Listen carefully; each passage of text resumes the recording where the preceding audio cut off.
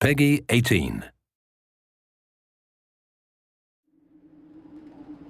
The North is a dangerous place for small buggies like yours.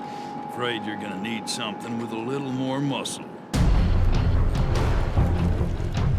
Fundamentally, a first-person shooter needs to pull the player into the action, to have him ducking and dodging in his chair what he sees coming at him on the screen. But with Rage, we've gone beyond that. There's so many different things to do. There's so many characters to interact with. There's this world to explore. There's vehicles to drive. So it just becomes immersive on so many levels that when the player is in it, he's engaged with not just the action, but the story, the characters, the world.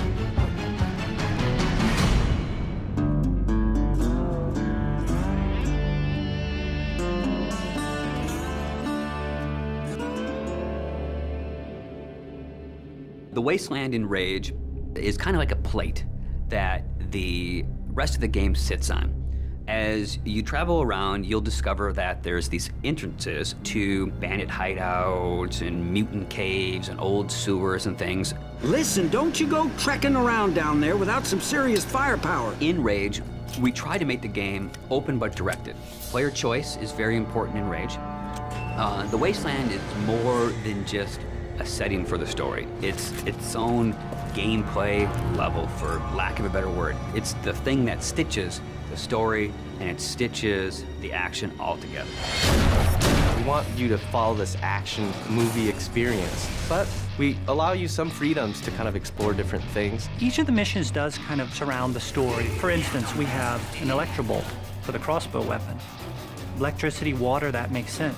Well, Wellspring sits on top of a well. So the obvious gameplay thing is here, okay, you shoot the electrobolt in the water.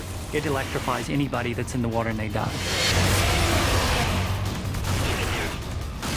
As you travel through the wasteland, you meet very interesting, very over-the-top characters. Great! Muy bueno! We are simpático, eh? And we feel that creating memorable characters that offer you memorable missions really kind of helps drive the whole experience forward. The interactions that the player will have with these characters should hit something in the emotional nerve of the player. So we've gone that extra distance to make key characters really feel alive. So you know when you go talk to Dan or the J.K. Styles, the producer of that crazy TV show, or the sheriff, you forge these relationships with them. And they give you lots of bits of the story, but you live through the rest of those elements. We felt that crafting interesting people made everything fit together. I know you got questions, but we gotta get moving. You're driving across these landscapes and you're going visit people here and they're giving you jobs to do. So I hear you have a message from our friend Dan. Let's have it then. One of the things that we discovered with Rage is when people saw us drive around, shooting other cars, they immediately said, I want to do that in multiplayer. So we've taken the best parts of the vehicle combat from the single-player experience and added a really fun, intuitive multiplayer experience with it. We also have this cooperative style gameplay that allows a player to get with a friend, run through a level that's maybe changed a little bit from things that they've seen in the game, and then we roll a little bit of fiction into that. So it's taking all the kind of visceral, in-your-face action, but you're doing it with a buddy. We really have the best of both. We have great co-op missions and some great vehicle multiplayer.